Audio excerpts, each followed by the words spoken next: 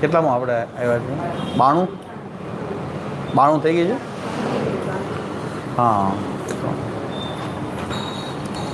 ચિંતા સંતાન હંતારો યત્પાદં ભુજતે સ્વીયાનાં તાન નિજાચાર્યાન પ્રણમામ્યહો યદનુગ્રહતો જંતુ સર્વદુઃખાતિગો તમહં સર્વદા વંદે શ્રીમદ્વલ્લભम् અજ્ઞાનતિમિરાન્ધસ્ય જ્ઞાનાંજનશલાકયા ચક્ષુર્મીલિतं येन તસ્मै શ્રીગુરવે નમામિ હૃદયશેષલીલાક્ષરાभिसारिणं લક્ષ્મીસહસ્રલીલાવિધિ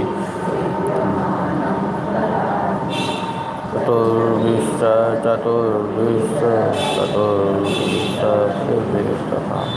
ષડ્ભીર્વિરાજતે યોષો પંચતા.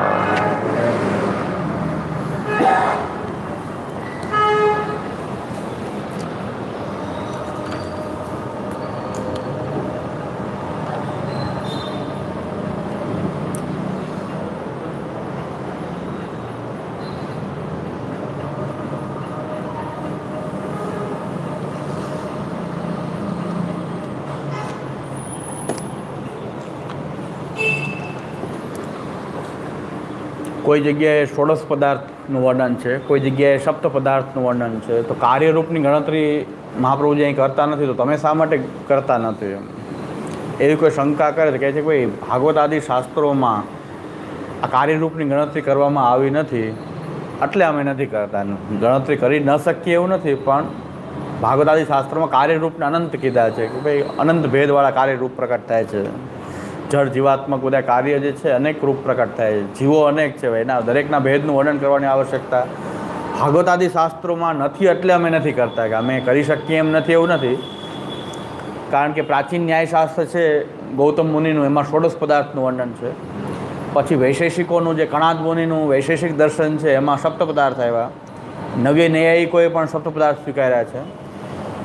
તો ક્યાંક સપ્ત પદાર્થનું વર્ણન છે, ક્યાંક ષોડશ પદાર્થનું વર્ણન છે, ક્યાંક 24નું વર્ણન છે. તો બધી જગ્યાએ કે કાર્યરૂપની પણ ગણતરી કરવામાં આવી છે, તો આપણે કેમ નથી કરતા? મહાપ્રભુજી કાર્યરૂપ તો અનંત બતાવ્યા છે, કે એની કોઈ ગણતરી બતાવી નથી. તો એ શંકાનો જવાબ આપે છે, નાનું ક્વચિત ષોડશ પદાર્થ.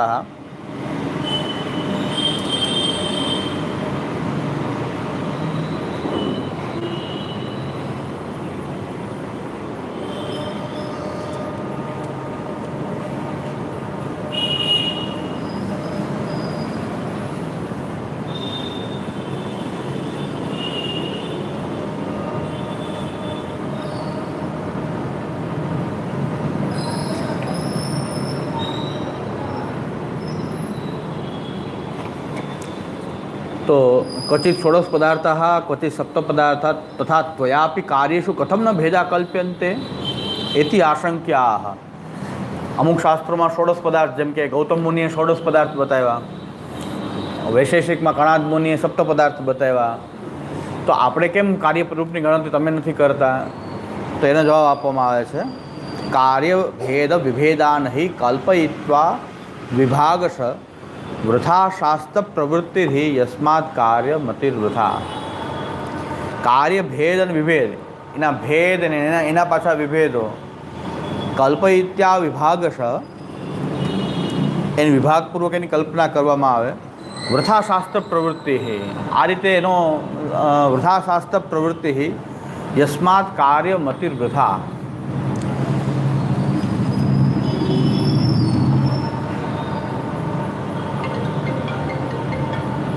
કારણ કે વૃથા શાસ્ત્ર પ્રવૃત્તિ એના માટે શું કહેવામાં આવ્યું છે?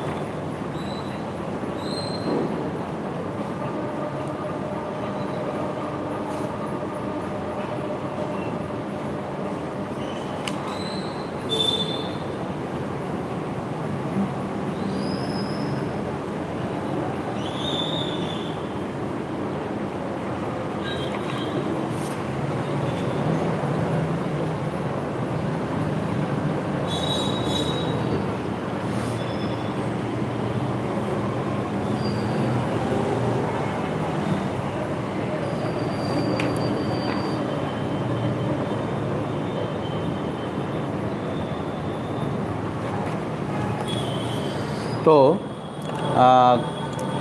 આ બધા શાસ્ત્રોની જે પ્રવૃત્તિ છે, ન્યાયશાસ્ત્ર છે, વૈશેષિક શાસ્ત્ર છે, માયાવાદ છે, એ લોકો ષોડશ પદાર્થોનું વર્ણન કરે. તો એ પદાર્થ આ 16 છે: પ્રમાણ, પ્રમેય, સંશય, પ્રયોજન, દૃષ્ટાંત, સિદ્ધાંત, અવયવ, તર્ક, નિર્ણય, વાદ, જલ્પ, વિતંડા, હેત્વાભાસ, છલ, જાતિ, નિગ્રહ સ્થાન. આ 16 પદાર્થ છે પ્રાચીન ન્યાયમાં. નવ્ય ન્યાયની અંદર દ્રવ્ય, ગુણ, કર્મ, સામાન્ય, વિશેષ, સમવાય, અભાવ, સપ્ત પદાર્થ. પણ એ લોકોની શાસ્ત્ર પ્રવૃત્તિ કેવી રીતે મહાપ્રભુજી કહે છે કે આ રીતે કાર્યના ભેદ બતાવી અને ષોડશ પદાર્થો બતાવે અને આનું ષોડશ પદાર્થનું જ્ઞાન થઈ જાય, તમારી મુક્તિ થઈ જાય. આ કાર્ય આવી પ્રકારની જે શાસ્ત્ર પ્રવૃત્તિ છે વૃથા છે. આ રીતે મોક્ષ થતો નથી. ખાલી આટલું જાણવાથી મોક્ષ ન થાય. ભગવત કૃપા વિના એ મોક્ષ થાય નહીં. ખાલી તત્વનું જ્ઞાન થાય એટલે મુક્તિ થઈ જાય. એમ આ લોકો શાસ્ત્ર ન્યાયવાળા પણ એમ જ માને કે આનું યથાર્થ જ્ઞાન થાય તો એનાથી મુક્ત થઈ જવાય, દુઃખાભાવરૂપ મુક્તિ પ્રાપ્ત થઈ જાય. ષોડશ પદાર્થનું જ્ઞાન મેળવવું જરૂરી છે. વૈશેષિકો કહે છે સપ્ત પદાર્થનું જ્ઞાન મેળવી લ્યો તો મુક્તિ થઈ જાય. મહાપ્રભુજી કહે છે કે આ પ્રકારે શાસ્ત્ર પ્રવૃત્તિ જે કરી છે, નવા નવા શાસ્ત્રો આ રીતે બન્યા છે, ન્યાયશાસ્ત્ર, વૈશેષિક શાસ્ત્ર, એ વૃથા પ્રવૃત્તિ છે. મુક્તિનો માર્ગ તો વેદ, ભાગવત, ગીતા આદિ શાસ્ત્રો દ્વારા જ મુક્તિ થઈ શકે. એમાં જે બતાવેલા માર્ગ અનુસાર ચાલવાથી મુક્તિ થાય. અને એમાં કાર્યભેદોની ગણતરી નથી કરી. એટલે અમે પણ નથી કરી કાર્યભેદોની ગણતરી. એટલે મુક્તિ તો ભગવદ્ શાસ્ત્રોમાં વિશ્વાસથી જ થશે. શાસ્ત્રાર્થ પ્રકરણમાં પણ શ્રી મહાપ્રભુ કહે છે ઇતિ ભાગવતે શાસ્ત્રે વિશ્વાસેન સત્ફલમ. ભાગવત આદિ શાસ્ત્રોમાં ભગવત કૃપા હોય તો તમને વિશ્વાસ ઉત્પન્ન થાય, અને એમાં વિશ્વાસ ઉત્પન્ન થાય એનાથી જ મુક્તિ થાય. આ બધા શાસ્ત્રોની જે પ્રવૃત્તિ છે કે તત્વોનું ખાલી જ્ઞાન થવાથી મુક્તિ થઈ જાય છે, એ વૃથા શાસ્ત્ર પ્રવૃત્તિથી. અને કાર્ય મતિર વૃથા. અને પાછા માયાવાદીઓ તો એનાથી એક સ્ટેપ આગળ વાત કરે છે. કાર્ય મતિર વૃથા. કાર્યરૂપ બધા જ મિથ્યા છે. એ પણ ખોટું છે. કાર્યરૂપ બધા મિથ્યા છે અને બધા જ અજ્ઞાનથી ભાષિત અને મિથ્યા છે. કાર્ય મતિર વૃથા એ માયાવાદીઓનો મત છે. એટલે મહાપ્રભુજી કહે છે કે એ પ્રકારે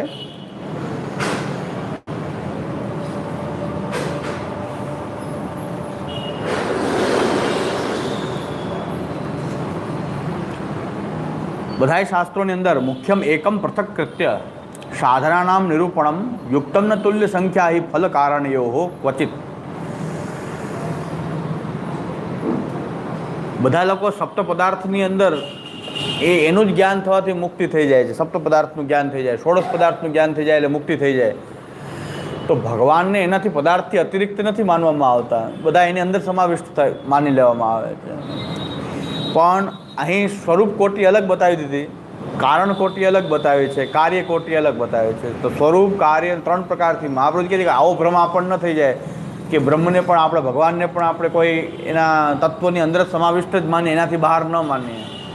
કારણ કે તત્વરૂપથી જે પ્રકટ થયા છે ભગવાન, એ તો ખાલી એનું એક પાસું જ છે ને. એટલો જ ભગવાન ત્યાં કંઈ સીમિત નથી થઈ જતો જગત રૂપમાં કે એના તત્વના કોટી બ્રહ્માંડના રૂપમાં કંઈ સીમિત થોડો થઈ જાય છે. તો એની અંદર સમાવિષ્ટ ન થઈ શકે. સ્વરૂપ કોટીને અલગ બતાવી દીધી, કાર્ય કોટી અને કારણ કોટી અલગ બતાવી છે. તો મહાપ્રભુ એમ કહે છે મુખ્યમ એકમ પૃથક કૃત્ય સાધના નામ નિરૂપણમ. સાધનોનું નિરૂપણ જે છે મુખ્યને અલગ કરીને, અને યુક્તમ ન તુલ્ય સંખ્યા હિ ફલ કારણયો ક્વચિત. યુક્તમ ન તુલ્ય સંખ્યા હિ ફલ કારણયો ક્વચિત. અતઃ હરિમ પૃથક કૃત્ય, ભગવાનના સ્વરૂપને પૃથક કરી અને તત્વાની એવ કારણત્વેન કથિતાની નતું એકીકૃત્ય શાસ્ત્રાંતર્વત નિરૂપિતાની. બીજા શાસ્ત્રોમાં જેમ ભગવાનને પણ એમાં જ એક માની લેવામાં આવે, તત્વોની અંદર જ એને સમાવેશ કરી દેવામાં આવે, એમ અહીંયા આપણે ત્યાં એવું બતાવ્યું નથી. કારણ કે એને અલગ છે. એટલો જ બ્રહ્મને માની લેવાની જરૂર નથી. એટલે સ્વરૂપ કોટી અલગ બતાવી છે અને કારણ કોટી અલગ બતાવી છે. અને કારણ કોટીમાં જે કારણ કોટી જે છે એક વિશેષ રૂપને પ્રકટ કરવા માટે જે ભગવાન જે વિશેષ રૂપ ધારણ કરે છે એ કારણ રૂપ છે. સ્વરૂપ જે છે એ તો સામાન્ય છે, વિશેષ માટે નહીં, સામાન્ય. તો જે છે એ જ છે સ્વરૂપ. તો પણ એ સ્વરૂપની અંદરથી કોઈ વિશેષ રૂપને પ્રકટ કરવા માટે પોતે એક વિશેષ રૂપ ધારણ કરે, એમ પુરુષોત્તમજી બતાવે છે એ પ્રસ્થાન રત્નાકર. એટલે આ કારિકા જે આના પછીની 28 તત્વ એ અત્યારે આપણે આમાંથી જોઈ લઈએ અને પછી આપણે એટલો ભાગ પ્રસ્થાન રત્નાકરનો આપણે આ વખતે આમાં 28 તત્વોને બરાબર સમજવા માટે પ્રસ્થાન રત્નાકર શ્રી પુરુષોત્તમજીનો ગ્રંથ છે, એમાંથી આપણે 28 તત્વો આપણેથી લેશું આ વખતે. કારણ કે 2 વખત આપણે આને આ કર્યું છે, તો ત્રીજી વાર કાંઈક એનાથી વિશેષ આપણે એકને એક સરખું પાછું આમાં છે એટલું જ કરવું. તો પ્રસ્થાન રત્નાકરમાં વિસ્તારથી આ 28 તત્વોને સમજાવ્યા છે પુરુષોત્તમજીએ. તો આજે એવું નહીં, કારણ કે આજે તો આપણે આ જ લેશું, પછી આવતા વખતે આપણે પ્રસ્થાન રત્નાકરથી 28 તત્વોનું વિવેચન. એમાં પુરુષોત્તમજી એમ કહે છે કે તત્વરૂપ કારણરૂપ શું છે, સ્વરૂપને અલગ બતાવવાનું. અહીં જે કહે છે ને મુખ્યમ એકમ પૃથક કૃત્ય સાધનાનામ નિરૂપણમ, એને અલગ કરીને ફલ કારણીઓની તુલ્ય સંખ્યા હોય એવું યુક્તમના તુલ્ય સંખ્યા હિ ફલ કારણીયો ક્વચિત. ફલ અને કારણ એ બેની એક તુલ્ય સંખ્યા બતાવવી એ યોગ્ય નથી. એટલે ભગવાનનું જે સ્વરૂપ જે છે અલગ કોટી બતાવ્યું છે, મુખ્યને પૃથક કરી અને પછી તત્વરૂપનું વર્ણન કર્યું છે. તત્વરૂપ શું છે? ઓલું સામાન્ય છે. ભગવત સ્વરૂપ તો જે સ્વરૂપ જે છે એ સામાન્ય છે, એ જે સ્વરૂપ છે એ જ છે. પણ એ સ્વરૂપમાંથી ભગવાન કોઈ વિશેષ રૂપ પ્રકટ કરવા માટે એક વિશેષ રૂપ લે છે. જેમ કે આપણું ચિત્ત પ્રકટ કરવા માટે ભગવાન એક તત્વમાં ચિત્ત રૂપ ધારણ કર્યું, મહત્તત્વ. એ મહત્તત્વનું રૂપાંતર થયું આપણું ચિત્ત. આપણી ઇન્દ્રિયો, તો ભગવાન ઇન્દ્રિય રૂપ ધારણ કર્યું, તત્વમાં ઇન્દ્રિયોની ગણતરી છે. તો તત્વરૂપમાં ઇન્દ્રિયો છે તો આપણામાં ઇન્દ્રિયો આવી. તો આપણી અંદર ઇન્દ્રિયો પ્રકટ કરવી છે તો બ્રહ્મ પણ એમાં ઇન્દ્રિયોને એક રૂપ પ્રકટ કરે છે. એટલે એક વિશેષ રૂપ થયું કે જે વસ્તુ કાર્યના રૂપમાં પ્રકટ થશે એ કારણના રૂપમાં પહેલાં પ્રકટ થઈ રહી છે. ભગવાનને વિશેષ રૂપથી પ્રકટ કરી રહ્યા છે, પોતાના સ્વરૂપથી એક વિશેષ રૂપમાં એને પ્રકટ કરી રહ્યા છે. તો મહત્તત્વ પ્રકટ થયું તો આપણું ચિત્ત પ્રકટ થયું. ભગવાનનો અહંકાર છે તો આપણી અંદર અહંકાર છે. તો એ રીતે તત્વનું જે સ્વરૂપ જે છે, તત્વનું જે સ્વરૂપ જે છે એ ભગવાનને સ્વરૂપ કોઠીથી પૃથક કરીને વર્ણન કરવામાં આવ્યું છે. શું કામ? કે જે કંઈ વસ્તુ પ્રકટ કરવી છે સૃષ્ટિમાં એનું પહેલે એક રૂપ પોતે ધારણ કરે છે અને એનાથી આ કાર્યરૂપો બધા પ્રકટ થશે. તો બધી વસ્તુ ત્યાંથી આવેલી છે. ત્યાં મહત્તત્વ પ્રકટ કર્યું, મહત્તત્વનું રૂપ પોતે ધારણ કર્યું, તો ત્યાં સત્વ રજ તમ ગુણ રૂપ પોતાની અંદરથી જ પ્રકટ કર્યા. સત્વ રજ અને તમ ગુણ પ્રકટ કર્યા. એટલે આપણામાં સત્વ રજ તમ ગુણ એ છે. પ્રકૃતિ અને પુરુષનું રૂપ લીધું તો આપણે ત્યાં જીવાત્મા અને પ્રકૃતિ, સત્વરજ તમની એ સામ્ય અવસ્થા એ પ્રકૃતિ, એમાંથી કોઈ ગુણનો ઉદ્રેક થવો એ અવસ્થા છે, એ વિકૃતિ રૂપ થાય. તો આપણી અંદર કંઈક પ્રકૃતિનું રૂપ આવ્યું સત્વરતમવાળું આપણી અંદર પણ છે. એટલે આપણે જે પ્રોડક્ટ છીએ એ મિની બ્રહ્મ છીએ આપણે. તો વિશેષ રૂપ એટલે કે આવું રૂપ પ્રકટ કરવા માટે એણે એક રૂપ લીધું, એ કારણ રૂપ છે. એટલે સ્વરૂપથી કારણ કોટી અલગ બતાવી છે આપણે ત્યાં. એક વિશેષ રૂપને ધારણ કરવા માટે કંઈક વિશેષ રૂપ લે છે ભગવાન. પોતે તો એક સચ્ચિદાનંદ, અખંડ એક રસ સચ્ચિદાનંદ પોતે છે. એ તો દિવ્ય આખું એક રૂપ સચ્ચિદાનંદ રૂપ છે. એની અંદરથી સત્વરતમ ગુણ પ્રકટ થાય. એની અંદર સત્વરતમ ગુણ એ પ્રકટ થાય અને એમાંથી આ ઇન્દ્રિયો, તન્માત્રાઓ, પંચમહાભૂત, આ બધું મહત્તત્વ, પ્રકૃતિ, પુરુષ, એ ત્યાં પુરુષ રૂપ એને ધારણ કર્યું. એટલે આપણે ત્યાં જીવાત્મા છે. આપણે જીવાત્મા એ પુરુષની સમષ્ટિ છે, જીવાત્માઓની સમષ્ટિ પુરુષ છે.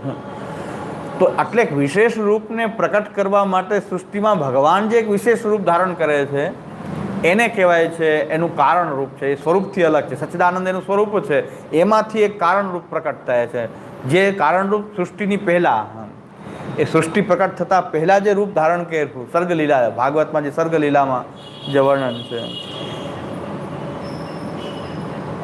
ત્યાં શ્રી પુરુષોત્તમજી કહે છે કે તત્વ શું કામ કહેવાય છે? તત્વ શું કામ કહેવાય છે? આ 28 તત્વ કહીએ છીએ આપણે. તો તત્વ શું કામ કહેવાય છે?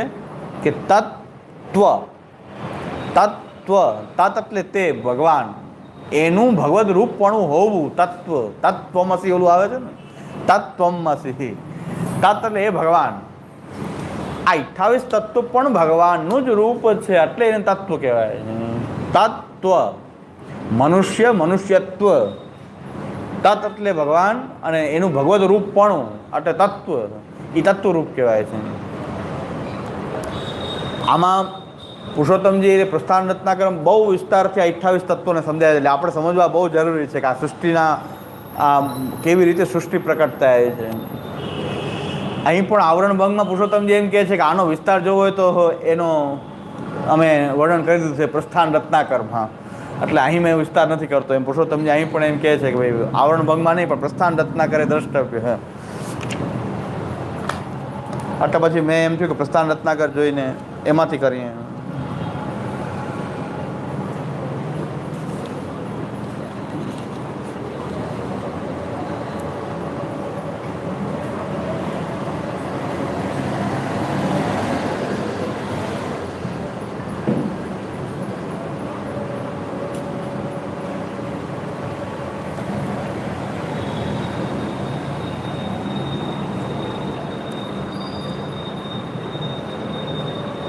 તત્ર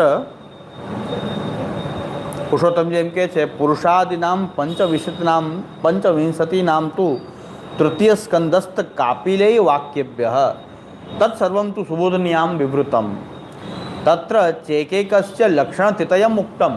આ એક એક જે તત્વ જે છે એના ત્રણ લક્ષણ પાછા બતાવ્યા પુરુષોત્તમજી આદિદેવિક આધ્યાત્મિક આદિભૌતિક તેભ્યો વ્યવહાર ઉપયોગાય મયા પ્રસ્થાન રત્નાકરે ઉદિતાની પરીક્ષિતાની ચેતી તત્ પ્રપંચસ્થ તતો અવધેય. આનું મેં વિસ્તારથી વર્ણન એમના લક્ષણોનું, એની પરીક્ષાનું અને એનો વિસ્તાર તત્પ્રપંચ એનો વિસ્તાર એ તતો અવધેય. બહુ ઈચ્છા હોય વધારે ઈચ્છા સતત વધારે જાણવાની તો મયા પ્રસ્થાન રત્નાકરે ઉદિતાની પરીક્ષિતાની મેં એમાં ઉદ્ધૃતમાં કરેલા છે, એમાં બતાવેલા છે, એની પરીક્ષા બતાવી છે, એના ત્રણ લક્ષણો પણ બતાવ્યા છે. પણ ઉદ્ગ્રંથ વિસ્તર ભ્યા અત્ર ન લિખ્યતે. આ ગ્રંથનો બહુ વિસ્તાર થઈ જાય આવરણ ભંગનો એટલે મેં અહીં લખ્યું નથી. એનો સ્વતંત્ર ગ્રંથમાં પ્રસ્થાન રત્નાકરમાં એનું નિરૂપણ કર્યું છે. શ્રી મહાપ્રભુજી આનું વર્ણન કાપિલ ગીતાની સુબોધનીમાં કરેલું છે.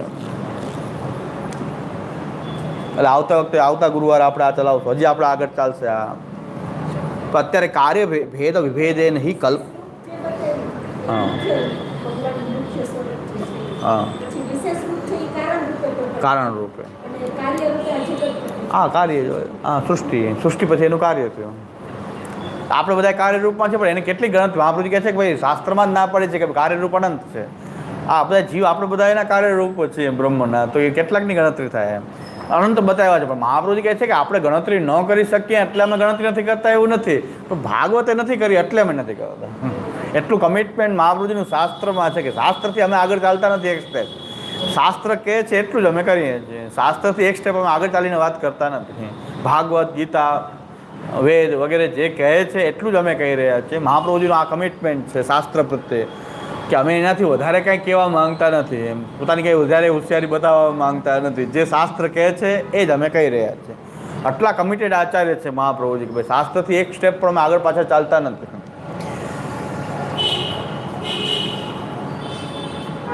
એટલે આપણે કંઈક શાસ્ત્ર વિશે વિચાર કરીએ તો બરાબર શાસ્ત્રને ભણીને જોઈને પછી જ ક્યાંક સ્ટેટમેન્ટ કરવું જોઈએ. આપણે શાસ્ત્ર ભણ્યા વગર શાસ્ત્રમાં આમ લખ્યું છે ને તેમ લખ્યું છે ને એમ ન ચાલે.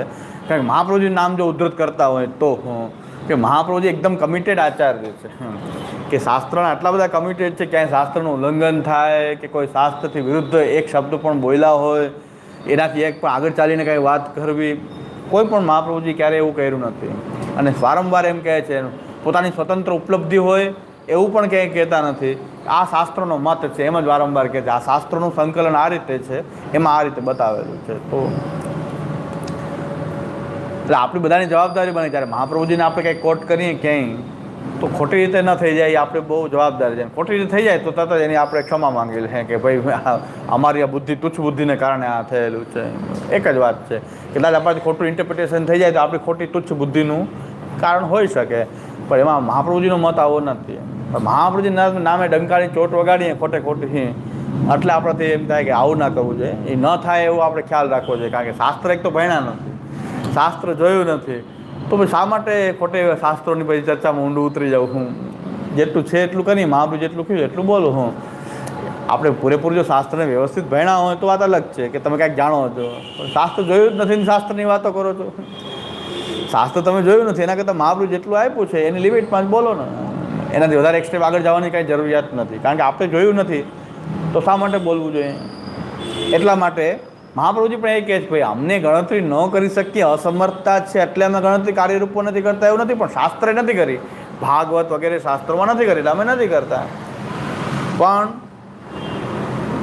ખાલી તત્વોમાં હરિ સમાઈ જતો નથી, તત્વોથી એનું સ્વરૂપ રૂપ એક અલગ છે. એનું સુંદર ઉદાહરણ છે કે જેવી રીતે રૂ હોય એમાં ક્યાંય તમને સૂતર દેખાતું નથી, પણ સૂતરમાં રૂ અવશ્ય સમાયેલું છે.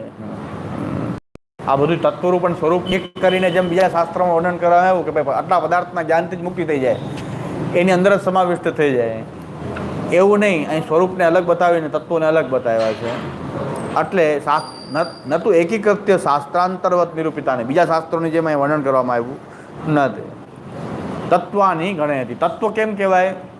તત્વ કેવી રીતે કહેવાય? આપણે જોઈ લીધું, તત્વ એટલે ભગવાન, તો એટલે ભગવદ રૂપપણું હોવું, એ એનું તત્વ કહેવાય. તત્વાની ગણાઈ હતી. આ બધા તત્વો છે, એ તત્વોની હવે ગણતરી કરવામાં આવે છે. સત્વમ રજસ્તમશ્ચૈવ પુરુષ પ્રકૃતિર મહાન અહંકાર પંચમાત્રા શબ્દ સ્પર્શાકૃતિ રસ ગંધો ભૂતાની પંચેવ ખમ વાયુર જ્યોતિરક્ષિતિ ક્રિયામયાની ઇન્દ્રિયાણી વાગ દોર્મેન્ઢ્રાંગ્રિપાયવ શ્રોત્રમ ત્વઘ્રાણ દ્રગ જીવવા મન ષડીતિ ભેદત. આ 28 તત્વ થાય છે. તો 28 તત્વ કેવી રીતે થાય છે? સત્વ રજ તમ ગુણ, પુરુષ અને પ્રકૃતિ, મહત્તત્વ, મહાન એટલે મહત્તત્વ, અહંકાર, પંચ તન્માત્રાઓ. એ પંચ તન્માત્રાઓ કઈ કે શબ્દ સ્પર્શ આકૃતિ રસ. તો પંચ માત્રા થાય છે શબ્દ સ્પર્શ આકૃતિ રસ ગંધો. આ 5 માત્રાઓ થઈ, શબ્દ સ્પર્શ આકૃતિ રસ અને ગંધ. ભૂતાની પંચૈવ, 5 ભૂત. ખમ વાયુર જ્યોતિરક્ષિતિ, ખમ આકાશ, વાયુ, જ્યોતિ, અપ એટલે જલ, ક્ષિતિ એટલે ભૂમિ પૃથ્વી. તો પંચૈવ ખમ વાયુર જ્યોતિર અપક્ષિતિ ક્રિયામયાની ઇન્દ્રિયાણી, 5 કર્મેન્દ્રિયો, વાણી, વાગ દોર્મેન્ઢ્રાંગ્રી પાયવ.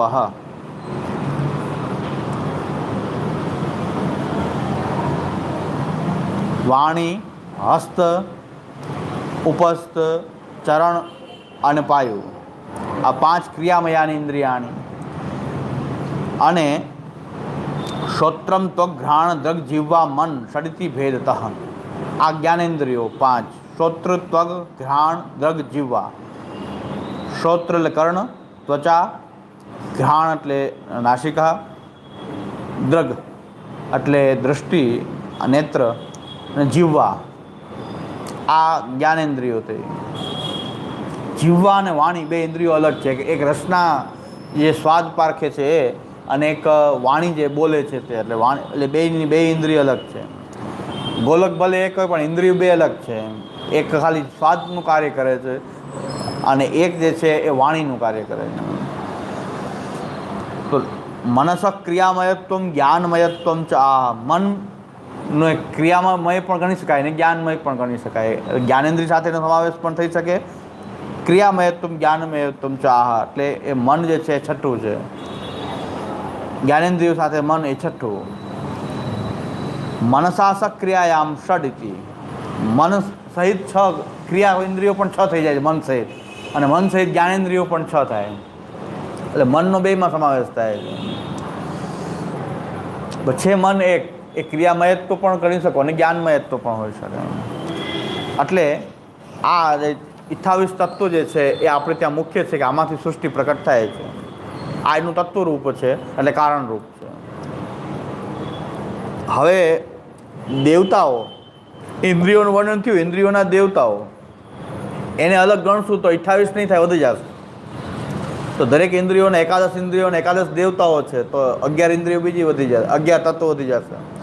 તો કહે છે કે એનો કહે છે કે દેવતા વર્ગેણ અધિક સંખ્યામાં આશંક્ય પરિહરતી આધ્યાત્મિક અસ્તુ.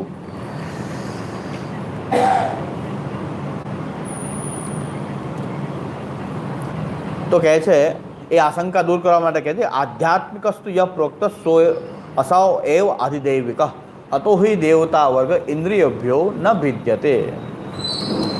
આધ્યાત્મિક છે એ જ પાછો આધિદૈવિક છે, એ અલગ નથી, એકબીજાથી છૂટા નથી. જે આધ્યાત્મિક ઇન્દ્રિયો જે છે એના જ આધિદૈવિક એની અંદર સાથે જ સમાવેશ આધિદૈવિક છે. એટલે આપણે ત્યાં અલગ નથી માન્યું, આધિદૈવિક રૂપને આધ્યાત્મિકથી અલગ ન માની શકાય, કારણ કે ગંગાજીની અંદર ગંગાજીની મૂર્તિ દેવતા રૂપે એમાં જ બિરાજે છે ને. આજે યમુનાજીના ચિત્ર એવા જોઈને એટલો આનંદ થાય છે કે યમુનાજી એટલા છોડવા પડ્યા હાથની કુંડમાં, કે હાથની કુંડ ડેમ એટલો યમુનાજીનો ફોર્સ છે અત્યારે તો ઠકરાણી ઘાટ ને વિશ્રાત ઘાટ ને એકદમ નિર્મલ સુંદર યમુનાજીનું જલ બિરાજે. આજે બધા વોટ્સએપમાં ફોટા જોયા કે આ કાયમી તો અરે એકદમ સમુદ્રની જેમ ઉછાળા લે જલ. હથનીકુંડમાં છોડવું પડે નકર હથનીકુંડ ડેમ આખો જાય. એટલો ફોર્સ યમુનાજીનો ઉપરથી આવ્યો કે એ ડેમમાં રોકી શકાય એમ નથી, એટલું જલ છોડવામાં આવે, ઉપરથી એટલું જલ આવે છે. તો યમુનાજીનું જે સ્વરૂપ જે છે આખો ત્યાં ઠકરાણી ઘાટ ઉપર યમુનાજી દર્શન જ થતા, ઠકરાણી ઘાટમાં નીચેના જે પગથિયા ડૂબી જાય એટલું જલ, પગથિયા ઉપર સુધી જલ છે. એટલે આગળ જે ચબૂતરો છે અડધો ડૂબેલો દેખાય છે એટલું જલ, અને પાછું જલમાં કોઈ જગ્યાએ કોઈ ગંદકી નથી દેખાતી, એકદમ નિર્મલ જલ, બધું નીકળી ગયું. એટલે જે વર્ષો પહેલાં દર્શન થતા એવા યમુનાજી દર્શન આપણે આવા સમયે થાય છે કે આ વખતે એટલું ઉપરથી જલ આવે, હજી ચાલુ જ છે પ્રવાહ. હા, ઉપરથી એટલો પ્રવાહ ચાલુ છે ઉપર યમનોત્રીમાંથી, હિમાલય ઉપર એટલો વરસાદ નહીં, આનું એટલું જલ આવે છે. અત્યારે એકદમ ભરપૂર યમુનાજી બિરાજે છે, એકદમ શુદ્ધ સુંદર એવા સુંદર યમુનાજી દર્શન થાય છે અત્યારે. એ ત્યારે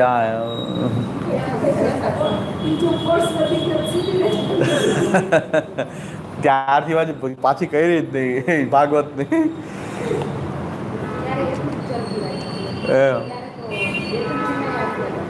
હા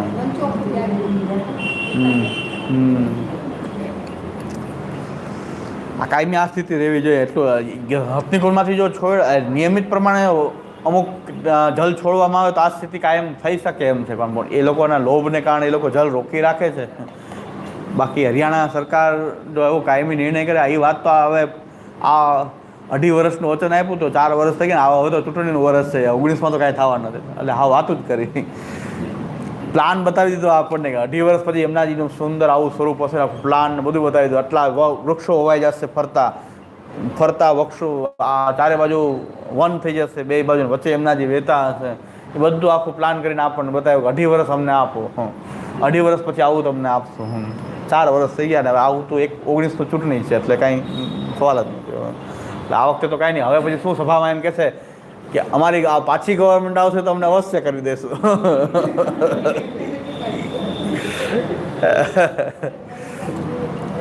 આંદોલનવાળાએ કંઈ ભાઈ 2.5 વર્ષ પછી હિસાબ તો માંગવો છે ને. આંદોલનવાળાએ કે 2.5 વર્ષનું કીધું તો 2.5 વર્ષ થઈ ગયા, બોલો એ આંદોલનવાળાએ પાછા બંધ થઈ ગયા બધા. યમુનાજીના મુક્તિ આંદોલનવાળાએ પાછા શાંત થઈ ગયા બધા કે એ 2.5 વર્ષ પછી હિસાબ તો માંગો છે, તો 2.5 વર્ષનું કીધું 4 થયા.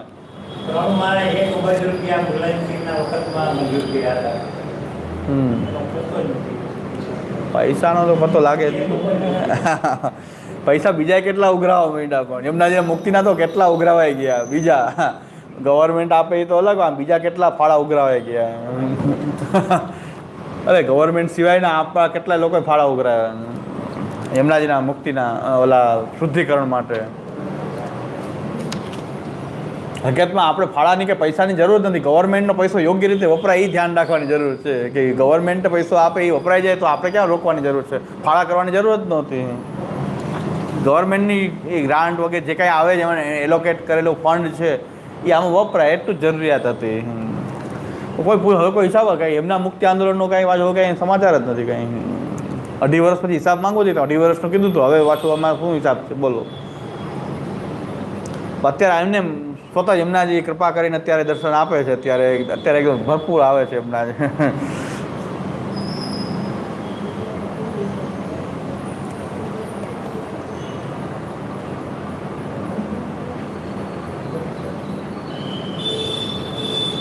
આધ્યાત્મિકસ્તુ યહ પ્રોક્ત સો, એટલે આધિદૈવિક રૂપ ને આધ્યાત્મિક રૂપ જે છે ઇન્દ્રિયો સાથે જઈને આધિદેવતાને ગણી લેવામાં આવે એટલે અધિક સંખ્યા થશે નહીં. દેવતા એની સાથે જ છે. યમુનાજી છે, આ યમુનાજીના પ્રવાહથી અલગ નથી. યમુનાજીના પ્રવાહમાં જ યમુનાજી બિરાજે છે, તો અલગ નથી. એટલે અધિક સંખ્યાનો કોઈ સવાલ નથી. દેવતા જે છે આધ્યાત્મિક ઇન્દ્રિયો છે એની સાથે જઈને આધિદૈવિક દેવ છે, બે એક સાથે જ છે. એટલે એમાં કોઈ અતો હિ દેવતા વર્ગ ઇન્દ્રિયભ્યો ન ભિદ્યતે, ઇન્દ્રિયથી દેવતા અલગ નથી. તો એમ કે જો માયાને ભિન્ન માનવી પડશે તો માયા ભિન્નાયતી આશંક્ય, આમાં તત્વમાં ક્યાંય માયા ન આવી. ભગવાનની જે માયા છે સર્વભવન સામર્થ્ય રૂપા વ્યામોહિકા, આ બધી જે માયા જે છે એ તો આમાં આવી નહીં. તો કે માયા તું ગુણરૂપા હિ કાલસ્તુ ભગવાન પર સૂત્રમ મહાન તથા પ્રાણો બુદ્ધિશ્ચ અહમ ભેદતા. માયા તો સત્વરતમ ગુણ આવી ગયા ને, એ જ માયા. સત્વરતમ ગુણાત્મિકા છે માયા. તો સત્વ રજ અને તમ ગુણ આવી ગયા તો માયા તો ગુણ રૂપા હિ, તો સત્વ અને તમ ગુણ એ જ માયા. તો એનાથી અલગ કોઈ માયા નથી. એ સત્વરતમ ગુણ જે છે એની માયા છે. કાલસ્તુ ભગવાન પર, અને કાલ તો ભગવાનની સાથે જ છે. કાલ તો ભગવદ રૂપ જ ગણાય છે, સ્વરૂપ કોટીમાં આવે છે, અક્ષરનું જ સ્વરૂપ છે કાલ. પછી એક સૂત્રાત્મક સૂત્ર આવે છે, સૂત્રાત્મક પ્રાણ. એ સૂત્રાત્મક પ્રાણ જે છે એ મહતત્વનું જ એક રૂપ છે. એટલે મહતત્વ અને સૂત્રાત્મક પ્રાણ બે અલગ નથી. સૂત્રમ મહાન તથા, સૂત્ર મહાન છે, મહાન એટલે મહતત્વ. તો મહતત્વનું ક્રિયારૂપ જે છે એ સૂત્ર કહેવાય, અને જ્ઞાન રૂપ જે છે, જ્ઞાનાત્મક રૂપ જે છે એને મહતત્વ કહેવાય. સૂત્ર એટલે શું?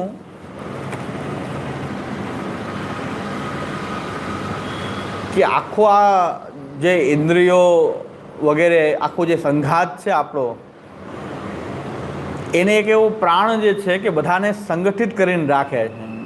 એ પ્રાણ નીકળી જાય એટલે બધા જ છૂટા પડી જાય. ઇન્દ્રિયો વગેરે આ બધું એક સાથે છે, ઇન્દ્રિયો વગેરેની એક સિસ્ટમ છે. એને ગ્રથિત રાખવાવાળો જ એક પ્રાણ કહેવાયો છે. એને સૂત્રાત્મક પ્રાણ કહેવાય છે. એને સૂત્રાત્મક, એને સૂત્ર કહેવાય છે. સૂત્ર એટલે બાંધી રાખવું, એક બધાને બાંધીને રાખે. અને આપણે જે વાયુરૂપ પ્રાણ જે છે, એ વાયુરૂપ પ્રાણ જે છે એ તો જડ પ્રાણ આપણો જે વાયુના રૂપમાં લઈએ છીએ આપણે. પણ એક સૂત્રરૂપ પ્રાણ જે છે એને આસન્ય પ્રાણની ઉપાસના તરીકે વર્ણન. આસન્ય પ્રાણ એટલે એ મહતત્વ છે. અને એ સૂત્ર એટલા માટે કહેવાય છે કે આ બધા સંઘાતને બાંધીને રાખે છે. એ પ્રાણ નીકળે છે એટલે બધું જ અલગ અલગ થઈ જાય, બધી ઇન્દ્રિયો આદિ અલગ અલગ થઈ જાય. એને ભેગું કરીને જે સિસ્ટમ રાખી રહી છે ને એ સૂત્રાત્મક પ્રાણ. એ સૂત્રાત્મક, એ સૂત્ર કહેવાય છે. સૂત્રાત્મક પ્રાણ, એને આસન્ય પ્રાણની ઉપાસના, એ આ પ્રાણ જે છે એ સૂત્ર છે. તો સૂત્ર છે એ મહતત્વ જ છે. મહતત્વનું ક્રિયામય રૂપ છે અને જ્ઞાનમય રૂપ જે છે એ મહતત્વ છે. તો આ મહતત્વના જ બે પાસા છે. એટલે એનો સમાવેશ મહતત્વમાં થશે, સૂત્રાત્મક પ્રાણનો.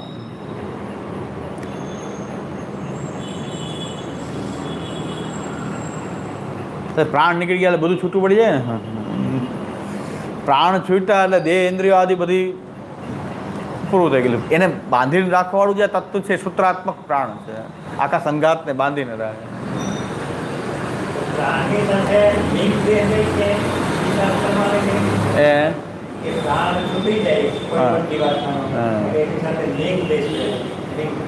આ લિંગ દે આવે છે. હા છે ને, એક સૂક્ષ્મ શરીર છે. એ જીવ, એ આત્મા સાથે છે. એ આત્મા સાથે છે. આત્મા સહિત આ જ્ઞાનેન્દ્રિયો, આત્મા એની સહિતનું જે આખું જે છે તન્માત્રા, પંચમહાભૂત સિવાયનું એ એક લિંગ શરીર છે. અને એ લિંગ શરીર સાથે જાય છે. સૂક્ષ્મ, આપણી અંદર એક સૂક્ષ્મ શરીર છે. એ સૂક્ષ્મ શરીર છે જીવાત્મા સાથે હોય છે. જીવાત્માની સાથે ઉત્ક્રમણ કરે ને. હા હા હા, એ બરાબર. કર્મની જે સ્વર્ગ નરકમાં કોણ, આ દેહ તો અહીં છૂટી ગયો. સ્વર્ગ નરક કોણ ભોગવે છે? આ લિંગ શરીર જ ભોગવે ને, સૂક્ષ્મ શરીર જ ભોગવે. હા બરાબર. એટલે આપણે આ દેહ છૂટ્યા પછી આપણે કે સ્વર્ગમાં જવું, નરકમાં જવું, તો એક દેહ બીજો છે ને એ સૂક્ષ્મ દેહ છે. હા ભોગવવું પડે, ભોગવે. એટલે અહીંયા બધું સંઘાત જુદો પડી ગયો. પછી એમાંથી લિંગ શરીર અને આત્મા, એ આત્મા લિંગ શરીરમાં રહીને એ ઉત્ક્રમણ કરે અને પછી એના કર્મ પ્રમાણે એ ત્યાં સામેલ થાય. આની અંદર કેમ આ જે છે ને આ પંચમહાભૂત છે, આની અંદર સિમ કાર્ડ જે છે ને એ અહીંથી કાઢીને બીજામાં નાખી દો એટલે ત્યાં ચાલુ થઈ જાય. એના ફીચર બધા આવવા માંડે એમ. અને નેટવર્ક આખું છે એ અક્ષરબ્રહ્મ છે. અક્ષરબ્રહ્મરૂપ નેટવર્ક છે. હા, એનું કનેક્શન શું આ સિમ કાર્ડ અને આ બોડી ખાલી જે છે એ પંચમહાભૂત છે.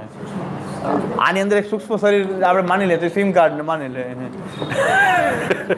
એ બીજામાં સામેલ થઈ જાય ત્યાં બધા એના ફંક્શન ચાલુ થઈ જાય એમ. પછી પશુદેહ મળ્યો હોય તો પશુના કાર્ય કરવા માંડે કારણ કે જેવું બોડી એવું કાર્ય એમાં ઇન્વોલ્વ થઈ ગયું ને જીવાત્મા. એટલે પશુદેહની યાતના ભોગવે. નરકની અંદર યાતના દેહ મળે છે એને. યાતનાનો એક દેહ મળે છે અને યાતના દેહમાં લિંગ શરીર સામેલ થાય તો એ યાતના ભોગવવાનો એક દેહ નરકમાં પ્રાપ્ત થાય. હા, એ તો શાસ્ત્રીય છે ને, એ તો બધા માને છે. એટલે એમાં પંચમહાભૂત નથી, એના સિવાયનું જે છે એ એક લિંગ શરીર છે અને એનાથી લિંગ શરીર બહાર ઉત્ક્રમણ કરે.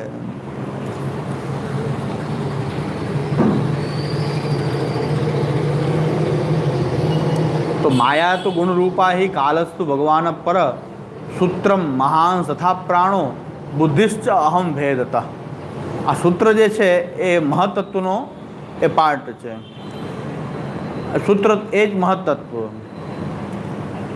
તથા પ્રાણ અને બીજો જે પ્રાણ જે આપણે કહીએ છીએ પ્રાણ અપાન વ્યાન ઉદાન સમાન, એ જે પ્રાણ જે છે એ અહંકારનો જ એક એ સમાવેશ છે. અહંકારમાં એનો સમાવેશ થાય છે. એ પ્રાણ જે પ્રાણ અપાન વ્યાન ઉદાન સમાન એ જે પ્રાણ આપણે કહીએ છીએ એ પ્રાણ જે છે એ અહંકારમાં સમાવેશ થાય છે.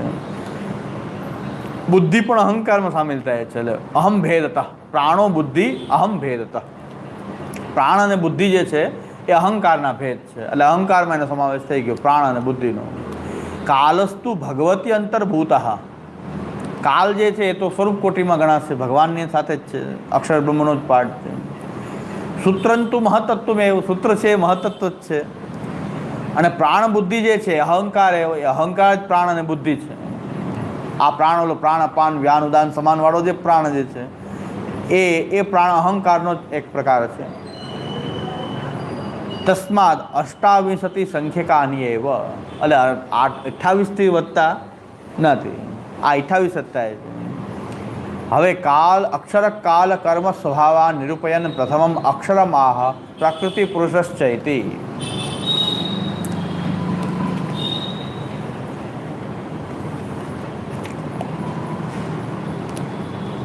અક્ષર કાલ કર્મ અને સ્વભાવ એનું નિરૂપણ કરવામાં આવે છે. સૌથી પહેલાં અક્ષર રૂપનું વર્ણન કરવામાં આવે છે. પ્રકૃતિ પુરુષશ્ચ ઉભૌ પરમાત્મા અભવત પુરા યદરૂપમ સમધિષ્ઠાય તદક્ષરમ ઉદીર્યતે. પ્રકૃતિ અને પુરુષ એ સૌથી પહેલાં ભગવાન સૃષ્ટિ કરવામાં પ્રકૃતિ અને પુરુષ રૂપ અક્ષરની અંદર પ્રકૃતિ અને પુરુષ સમગ્ર જે ચિદરૂપતા છે એ પુરુષ છે અને સદંશભૂત જે છે એ પ્રકૃતિ છે. ભગવાનની જે ઈચ્છા છે સૃષ્ટિ પ્રકટ કરવાની ઈચ્છા જે છે એના કારણે અક્ષરમાં જે ઘનીભાવ થાય છે એ પ્રકૃતિ છે અને જેની ચેતના જે છે એ પુરુષ રૂપ છે. આ રીતે બે વિભાગ અક્ષરમાં જ એક વિભાગ ઉત્પન્ન થયા આને અક્ષર રૂપ કહેવાય છે, પ્રકૃતિ અને પુરુષ રૂપ. પ્રકૃતિ જે છે સદંશ ભગવાનનો સદંશ જે છે ભગવાનની જે ઈચ્છા છે એના કારણે જે ઘનીભાવ ઉપર થાય એને પ્રકૃતિ કહેવાય.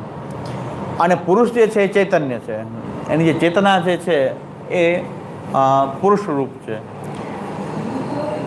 એ ઘનીભાવ એટલે ઘનીભૂત થવું.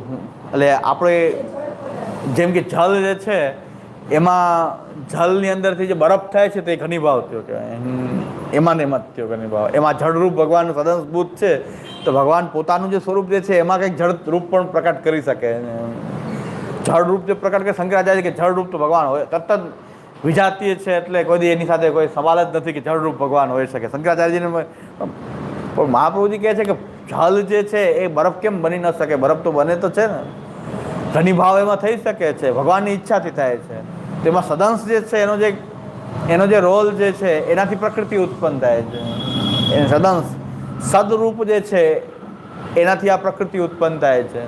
શંકરાચાર્ય કહે કે જળરૂપ તો અત્યંત વિરુદ્ધ હોવાથી ચેતના બ્રહ્મ તો ચૈતન્ય રૂપ છે અને આ જળરૂપ તો એનાથી અત્યંત વિરુદ્ધ હોવાથી એ મિથ્યા છે, એટલે એવું કંઈ હોઈ શકે નહીં. પણ મહાપ્રભુજીને આ રીતે જોયે છે કે ભગવાનની ઈચ્છાથી જે પોતાનું જે સ્વરૂપ જે છે અક્ષર રૂપ, એની અંદર આ પ્રકૃતિનું રૂપ પણ પોતે જ બને છે. પ્રકૃતિ જેની આ ઘણીભાવ જે થાય છે એ પ્રકૃતિના કારણે થાય છે. આટલી પ્રકૃતિ રૂપ થઈ જાય છે. અને પુરુષ રૂપ ધારણ કરે છે. ચેતના છે પુરુષ રૂપ ધારણ કરે છે. પેલા બે ભાગ પ્રકૃતિ અને પુરુષ. પરમાત્મા અભવત પુરા, સૌથી પહેલા પરમાત્મા બે વિભાગ વાળો થઈ ગયો. પ્રકૃતિ અને પુરુષ પોતાની અંદર જ પ્રકટ કરે છે, પોતાની બહાર કંઈ પ્રકટ નથી કરતો. પોતાની અંદર આવું સેલ્ફ સ્પ્લિટિંગ કહેવાય એને, પોતાની અંદર જ વિભાગ કરવા, સેલ્ફ સ્પ્લિટિંગ કહેવાય. આપણો જે કોષ જે છે એની અંદર આ જ પ્રોસિજર છે કે કોષ જે છે એક કોષ હોય એ કોષ જ પોતાની અંદરથી એમાંથી એકમાંથી બે કરે, રૂપ પ્રકટ કરે, એમાંથી અનેક રૂપ પ્રકટ કરે છે. એક જ કોષ જે છે એમાંથી વિભાગ પ્રકટ થઈ જાય. એમ બ્રહ્મ જે છે બધું જેને કહેવાય કે આપણે નેનો સ્કેલ પર બધું આપણે ત્યાં થઈ રહ્યું છે. આપણી અંદર આખું બ્રહ્મ જ છે. એ જ વસ્તુ લાર્જ સ્કેલમાં છે. હવે આપણે આની તો વાત બધી સાયન્સ માને હે, સેલ્યુલર બાયોલોજી બધું માને, પણ બ્રહ્મની વાત આવે ત્યાં આપણને એમ થાય કે એ તો બધી શાસ્ત્રની વાત છે, એ તો વિશ્વાસની વાત છે, તમારો વિશ્વાસ છે ને શાસ્ત્ર કહે છે. પણ આપણે આપણી અંદર જોઈ રહ્યા છીએ એ જ વસ્તુની વાત શાસ્ત્ર કરી રહ્યું છે ને, બ્રહ્મના લેવલ ઉપર થઈ રહ્યું છે ને, તો એમાં શું ખોટી વાત છે? પણ હવે એ વસ્તુ માનવા આપણે તૈયાર નથી થતા. સાયન્ટિસ્ટ જેની સાયન્સ પ્રમાણે બુદ્ધિ ચાલતી હોય એ અહીં તો બધું માને છે, પણ એની બહાર આવું માનવા બહુ તૈયાર થાય કે ન થાય, પણ ધીરે ધીરે થઈ જશે. એને વાર લાગે ધીરે ધીરે તૈયાર થતા, તો થઈ જાય ધીરે ધીરે. વાત તો આ જ કહી રહ્યા છે ને. સાવ નાસ્તિકવાદી આ સ્ટીફન હોકિન્સ જે છે ભગવાનને ભલે ન માનતા, પણ એને ધીરે ધીરે સ્વીકાર કર્યો કે પરલોકના વાસીઓ કંઈક બીજા કંઈક અલગ મનુષ્ય જેવા કંઈક બીજા પરગ્રહવાસી હોઈ શકે, એલિયન્સ. તો આપણે તો પહેલાંથી કહીએ છીએ અલગ અલગ લોકમાં અલગ અલગ દિવ્ય પુરુષો, દેવતાઓ, અલગ અલગ લોક છે, ત્યાં અલગ અલગ પ્રકારના એ દેવતાઓ છે, ગંધર્વો છે. તો કે બીજા હોઈ શકે એમ શક્યતા તો મૂકી એટલા વર્ષ પછી કે હોઈ શકે, એલિયન્સ પણ હોઈ શકે. અને એના કંઈક નિશાનો પણ ગોતે છે હવે તો કંઈક ઉપગ્રહથી કે ભાઈ આ કંઈ મનુષ્ય જેવા કંઈક અલગ ગ્રહમાં વિચરતા કોઈ દેખાય છે મનુષ્ય જેવા. એની કંઈક આકૃતિઓ પણ હવે તમને મેં ટીવીમાં જોઈ કે વૈજ્ઞાનિકો ઉપરથી એના કંઈક ચિત્ર જ બતાવે છે કે જો આવા પ્રકારના કાંઈક છે ખરું એમ, કે કાંઈક સૃષ્ટિ હોવી જોઈએ એવી કે જે બીજા ગ્રહોમાં કે બહાર કંઈક ચાલે છે કંઈક. તો આપણે ત્યાં તો બધું જ છે, પણ તમને ધીરે ધીરે કદાચ ખ્યાલમાં આવશે, એટલે ધીરે ધીરે ખ્યાલમાં આવશે. ગ્રહણનો એટલો હોબાળો મચાવતા હતા બધા, હમણાં આખો દિવસ જ ચર્ચા ચાલતી હતી. ગ્રહણના દિવસે ટીવી ખોલતા હોય ત્યારે એમાં જે ધર્માચાર્યો છે એનો કોન્ફિડન્સ લૂઝ થઈ જતો હતો. એ લોકો એમ કહેતા હતા કે ગ્રહણને અમે શું કામ પાડીએ છીએ. પછી આ સાયન્સની વાત છે, સાયન્સવાળા તો કે આવું કાંઈ હોતું જ નથી, અંતરિક્ષમાં આવી ઘટના થાય છે આનંદ લેવો છે. એમાં સૂતક લાગી જવું, આશોચ લાગવું, અશુદ્ધિ થઈ જવી, આવું તો કંઈ સાયન્સ તો માનતું નથી. ખાવ તો કંઈ નથી, ખરાબ નુકસાન થશે એવું કંઈ સાયન્સ માનતું નથી. એટલે આવું કંઈ થશે નહીં. ધર્માચાર્યોને એમ થાય કે આપણે કંઈક પછી સાવ અંધશ્રદ્ધાળુ ગણાઈ જશું. તો ધર્મના જે રિપ્રેઝેન્ટ કરવાવાળા એ લોકો એમ કહેવા માંડ્યા કે ભાઈ સૂતક વગેરે ભલે બીજું કંઈ અશુદ્ધિ ન હોય, પણ ધર્મનું કાર્ય જે છે પૂજા અર્ચના વગેરે બધું બંધ કરી અને આ ખગોળનો અભ્યાસ કરવા માટે ઋષિમુનિઓ બેસી જતા હતા. એટલે બધું કાર્ય છોડી દેતા હતા, ખાવા પીવાનું આ તે. અને એટલે એના માટે દેહ ધર્મ બાધા ન કરે, ખગોળની જે ઘટના બને એનું અધ્યયન કરવા માટે આ બધા નિયમ બન્યા. આવે એ ભૌતિક વાત કરી, સાયન્સવાળાની સામે આ લોકોએ આવું જતું. હકીકતમાં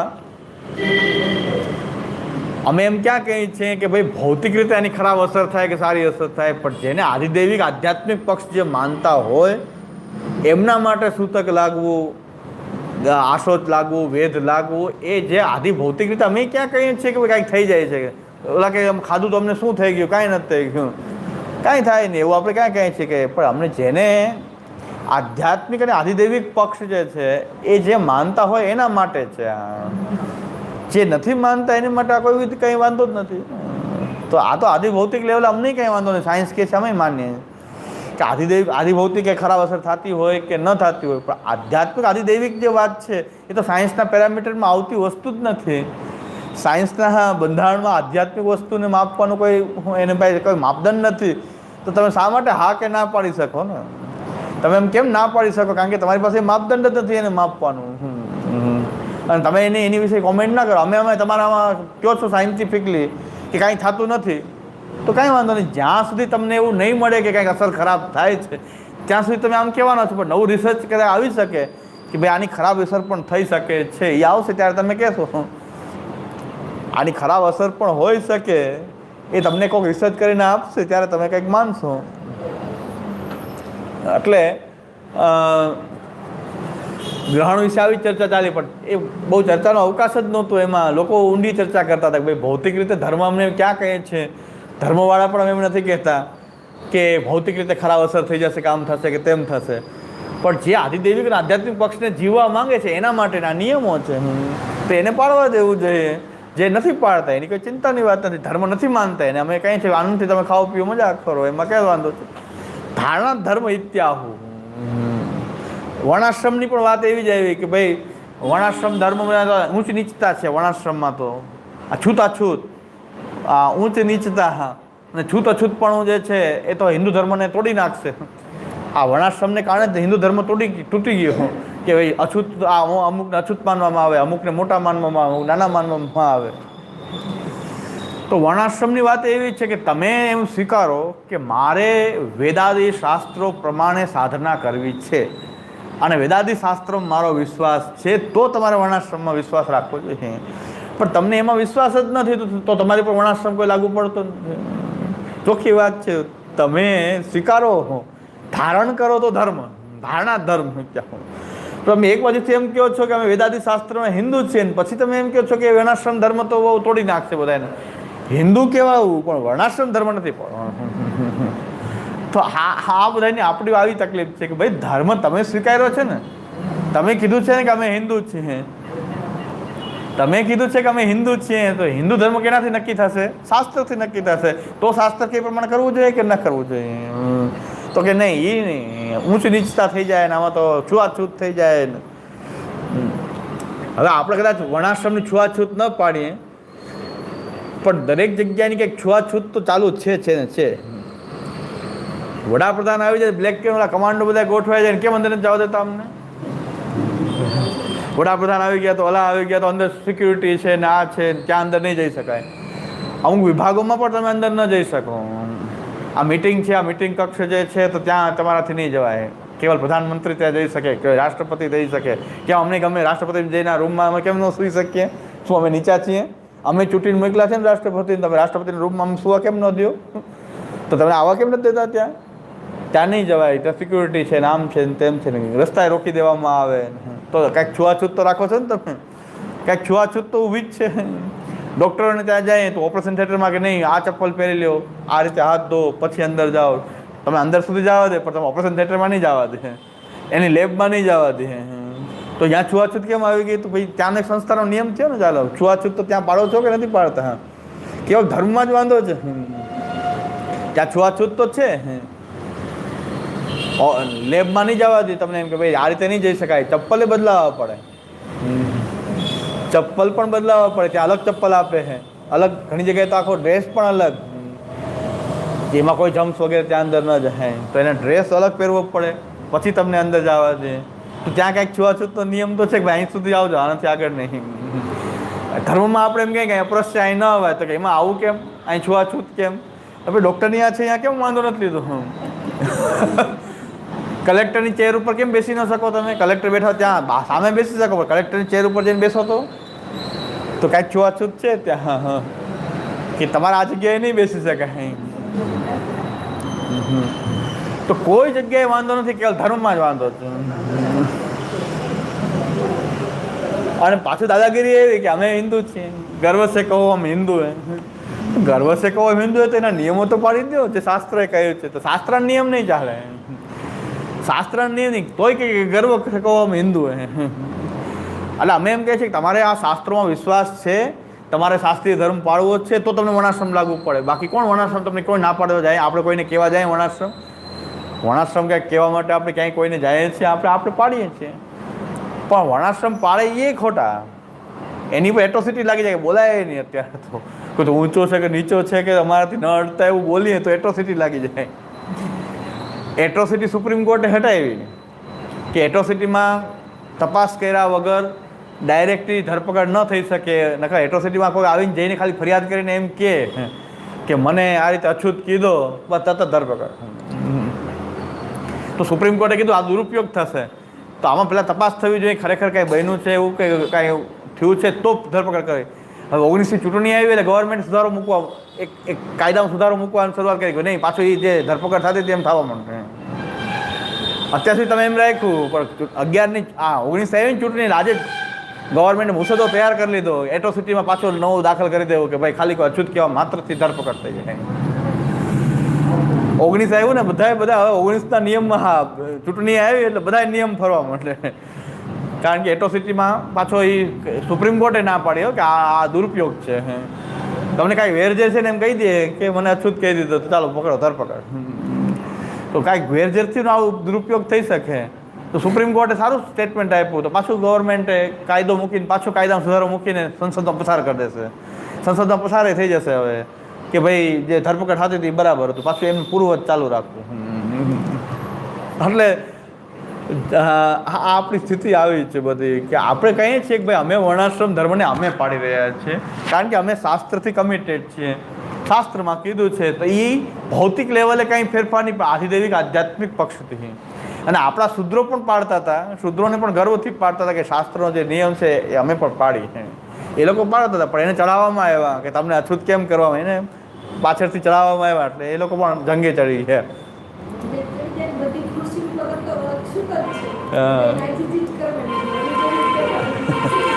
અત્યારે કઈ બોલાય નહીં એવું છે, બોલો જ ધરપકડ થાય. આ લાઈવ ચાલુ છે આમાં બોલાય નહીં, કેસ ઠપકારી દે કે ફલાણા પ્રવચનમાં આ રીતે બોલ્યા, પકડો આ પ્રવચન કરતા ને પકડો, એટ્રોસિટી લાગે. એટલે આપણે એમાં કાંઈ વાંધો નથી, ન પાડતા હોય તો વાંધો નથી, પણ તમે જ કહો છો કે અમને અમે હિન્દુ જ છીએ એટલે અમે વેદાંતી. હિન્દુ એટલે વેદાંતી શાસ્ત્રો જે ધર્મ બતાવ્યો છે એ પ્રમાણે છે, એમાં જે લેખો છે તો પાલન કરવું જોઈએ. કાં અમે નથી એમ કહી દો, હિન્દુ અમે નથી, બે વાત એક જ છે. ધારણ કરવાથી ધર્મ થાય ને, તમે ધારણ કરો તો ધર્મ. સૂતક પિંડરું આપણે શું કામ પાડીએ કે શાસ્ત્ર કહે છે એટલે, અને મહાપુરુષ શાસ્ત્રનો સ્વીકાર કરે છે એટલે. ગ્રહણ પણ એટલે જ પાડીએ છીએ કે ગ્રહણ શું થઈ જાય એનાથી શું થઈ ગયું, શું જમ્સ આવી ગયા. સૂતકમાં બ્લડ ટેસ્ટ કરો, શું ફેર પડ્યો, કાંઈ ફેર પડતો નથી. તો બ્લડ ટેસ્ટ સાથે ક્યાં સવાલ છે આનો? આધ્યાત્મિક પક્ષ સાથે સવાલ છે. અશુદ્ધિ શુદ્ધિ એ ગમે એવી સાફ જગ્યા હોય, એ સાફ હોઈ શકે, સ્વચ્છ હોઈ શકે, જંતુમુક્ત હોઈ શકે, પણ શુદ્ધ ન હોઈ શકે.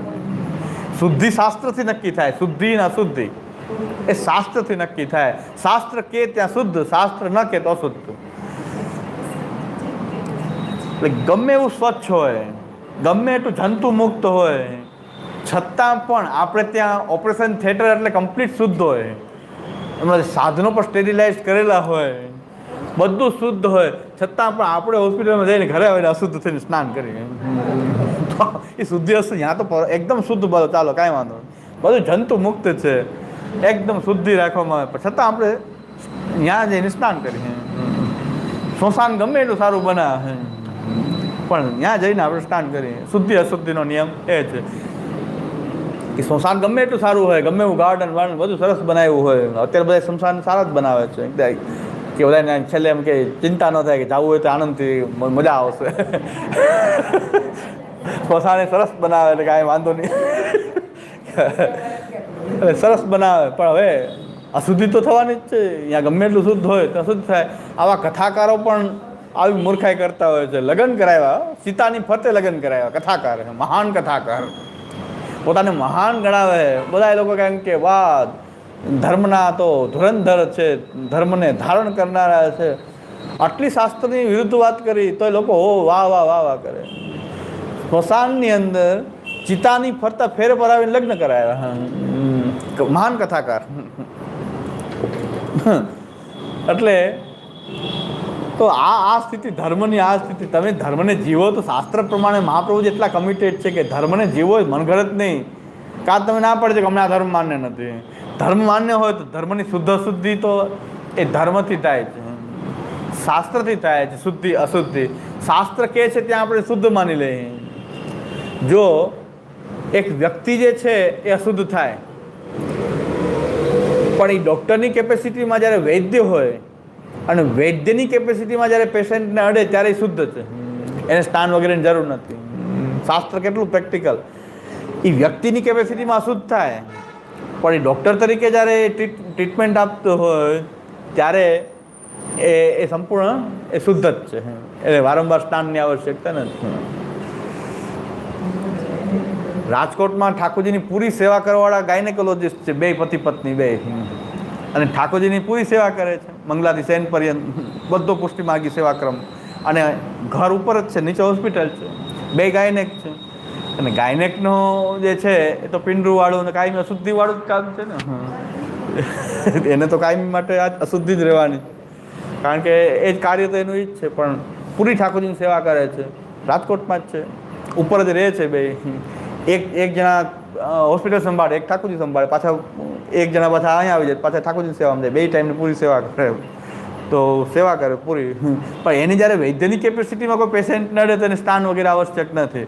પછી પુષ્ટિમાર્ગી રીતે સેવામાં જવું હોય તો સ્નાન કરવું જરૂરી. પણ વ્યક્તિ તરીકે આમ અશુદ્ધ ન ગણી શકાય, કારણ કે આખો દિવસ ભલે પેશન્ટ ચેક કરે, કારણ કે ઇમરજન્સી ગમે ત્યારે એને તો એમ થોડું કહે કે અત્યારે હું રેશમીથી સ્પર્શ કરશું. પેશન્ટને તો એમ જોવાય નહીં રેશમી વસ્તુથી.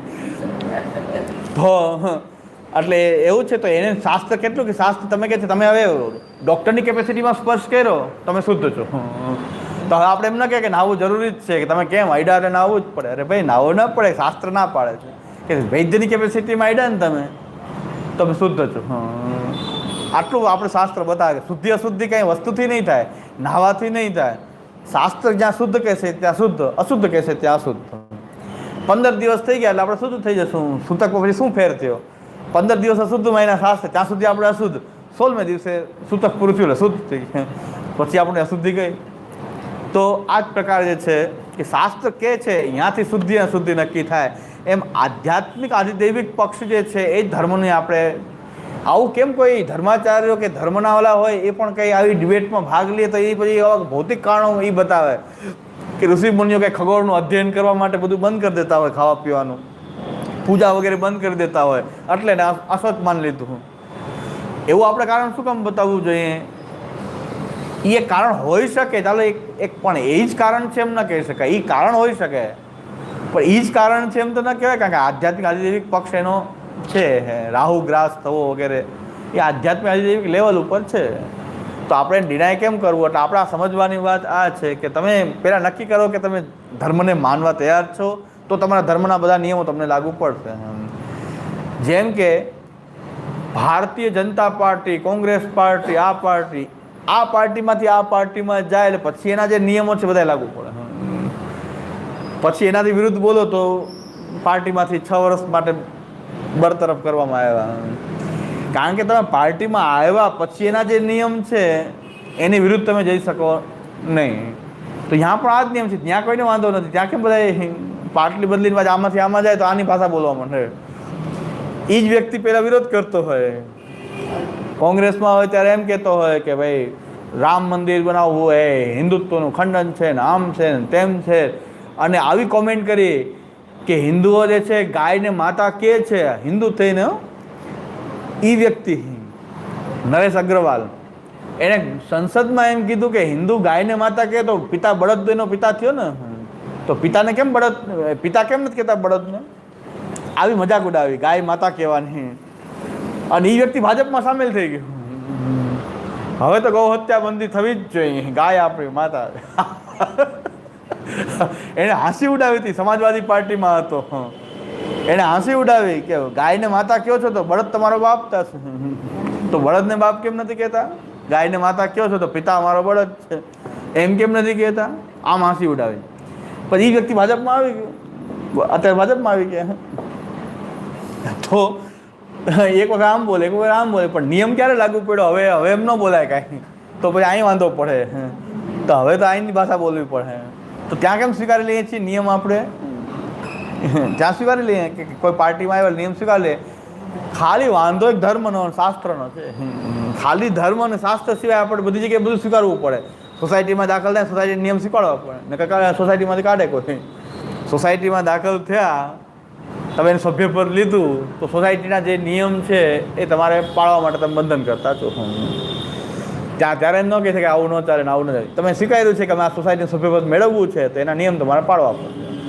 એમ શાસ્ત્રના નિયમો છે, આપણે સ્વીકાર્યું છે ને કે આ શાસ્ત્રના અમે આ વૈદિક ધર્મને પાળીએ છીએ.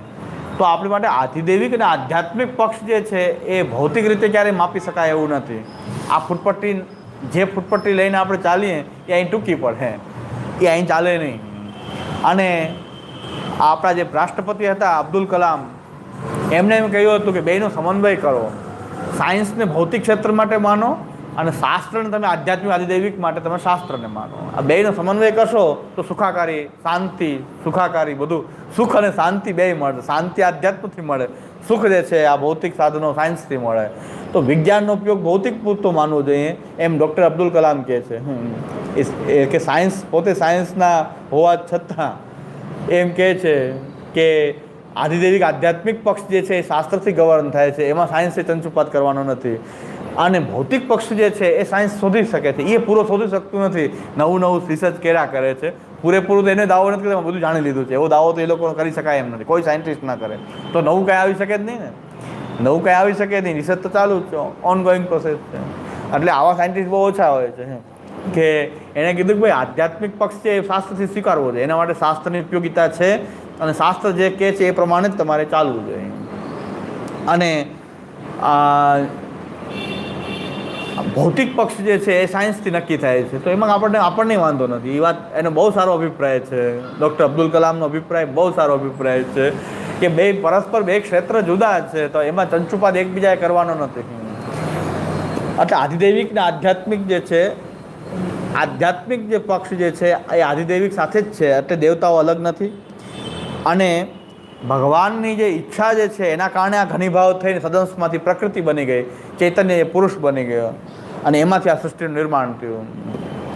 તો ભગવાન યદા યેન રૂપેણ કાર્યમ કર્તુમ ઈચ્છતિ, ભગવાન જે રૂપથી જ્યારે જે કાર્ય કરવા ઈચ્છે છે તદરૂપ એમ વ્યાપાર એનું પોતાનું એ રૂપનો પ્રકટ કરી દે છે. તત્ર જ્ઞાનેન મોક્ષોદેય ઇતિ યદા વિચારયતિ તદા અક્ષરમેવ બ્રહ્મ સ્વરૂપમ પુરુષોત્તમસ્ય આધાર ભાગ ચરણસ્થાનીય. તત્ર જ્ઞાનેન મોક્ષોદેય, જ્ઞાનથી હું મોક્ષ આપવા જ્યારે ઈચ્છું છું તો યદા વિચારયતિ, જ્ઞાનથી મોક્ષ દેવા જ્યારે ભગવાન ઈચ્છે છે ત્યારે તદા અક્ષરમેવ બ્રહ્મ સ્વરૂપમ, એ અક્ષર રૂપ જે છે એનું બ્રહ્મ રૂપ જે છે એ પુરુષોત્તમસ્ય, અક્ષર બ્રહ્મનું જે રૂપ જે છે પુરુષોત્તમસ્ય આધાર ભાગ, પુરુષોત્તમના આધાર ભાગમાં ચરણ સ્થાનીય છે કે પુરુષોત્તમના ચરણ સ્થાનમાં એ અક્ષર બિરાજે છે. તો ભગવાન જેને મુક્તિ આપવા ઈચ્છે જ્ઞાનથી એને અક્ષર બ્રહ્મનું જ્ઞાન કરાવે, તો એટલા માટે પોતાનું અક્ષર રૂપ એને એ પ્રકટ કર્યું છે. અને સૃષ્ટિ પ્રકટ કરે ત્યારે એ જ અક્ષર રૂપ જે છે તમ આદૌ ચતુર્મૂર્તિ કરો, તેના 4 મૂર્તિમાં એ ચતુર્મૂર્તિ બનાવે છે. એને અક્ષર રૂપ, કાલ, કર્મ અને સ્વભાવ એમ ચતુર્મૂર્તિ થાય છે. અક્ષર રૂપમ, બ્રહ્મ રૂપમ, કાળ રૂપમ, સ્વભાવ રૂપમ ચ. તો અક્ષર રૂપમ, બ્રહ્મ રૂપ આ ચતુર્મૂર્તિ છે. અક્ષર રૂપમ, બ્રહ્મ રૂપમ, કાળ રૂપમ, સ્વભાવ રૂપમ આ ચતુર્મૂર્તિ થઈ જાય છે.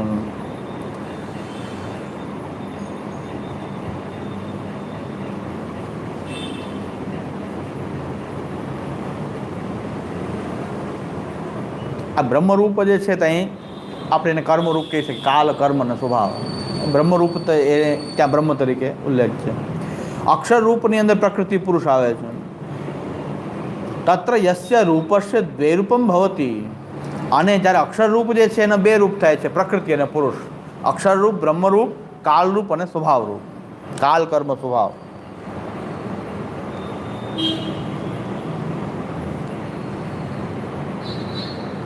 આ થઈ ગયું કર્મરૂપ. બ્રહ્મરૂપ એટલે અહીં કર્મરૂપ માનવાનું.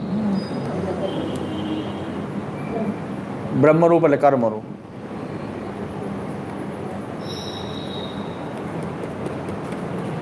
કાલ, કર્મ, સ્વભાવ અને અક્ષર ચતુર્મૂર્તિ થયા.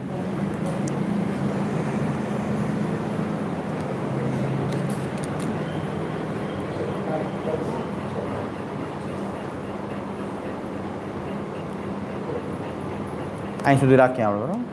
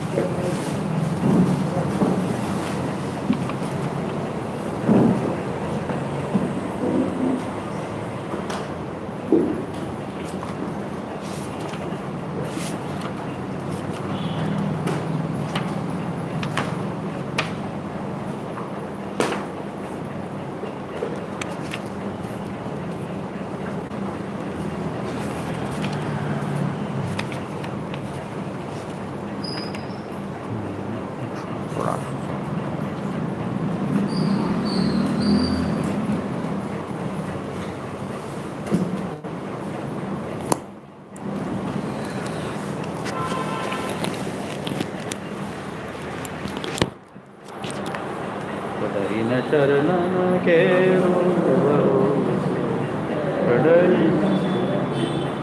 શ્રી વલ્લભ નર ચંદ્ર છટા સર્વ જગ માટે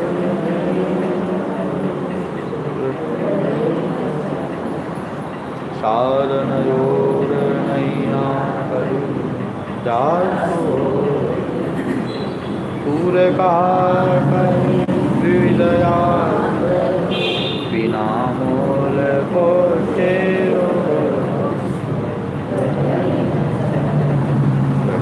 ચરણન કેરો શ્રી વલ્લભા ગોપીનાથજી શ્રી ગોસાઈજી